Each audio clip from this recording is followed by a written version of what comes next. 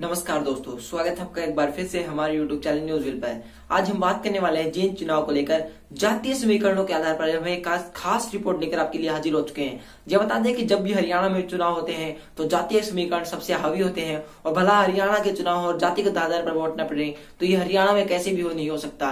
तो दोस्तों, जातीय समीकरण की वो बात बताएंगे, किस जाति के कितने वोट हैं और किस जाति के वोट किस पार्टी की तरफ जा रहे हैं, पूरी जानकारी देंगे इस वीडियो में। आगे बढ़ने से पहले इस चैनल को सब्सक्राइब कर लीजिएगा, बेल आइकन को दबाइएगा ताकि कोई भी खबर आपसे छूट न जाए। सबसे पहले हम बता दें कि कंडेला खाप के वोट हमने सभी जातियों से अलग रखे हैं, जो कंडेला खाप का वर्चस्व है जिन वोटों पर। पहले बात करें तो टोटल वोट है 1,70,000 के लगभग जींद में। उसके बाद बात करें तो सबसे पहले जाट वोटों की, तो 52,000 जाट वोट है जींद में। उसके बाद बात करें जाट वोटर के किसको वोट दे रहे हैं, तो सबसे पहले बता दें कि जेजेपी और कांग्रेस पार्टी ही इन वोटों को ज्यादातर बांट रही है। आईएनएलडी भी कहीं कहीं थोड़ा बहुत वोट ले रही है, लेकिन उतना प्रभाव आईएनएलडी का हरियाणा के जींद में देखा नहीं जा रहा जाट वोटों पर।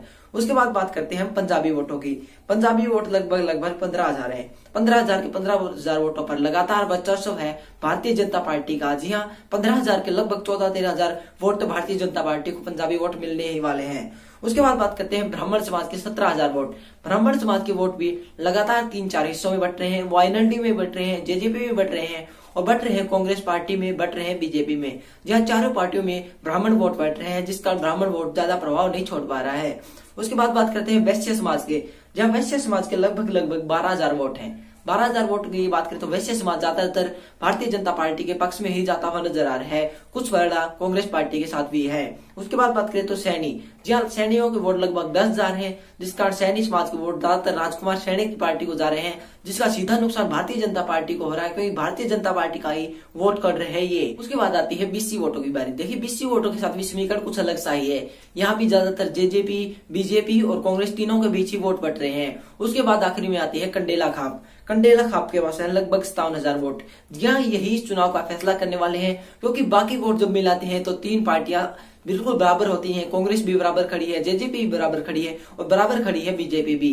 लेकिन इसके बाद बात आती है कंडेला खाप की। कंडेला खाप के पास लगभग 57,000 वोट हैं और जो कंडेला खाप जिसको समर्थन कर देगी वो इस चुनाव को जीत लेगी।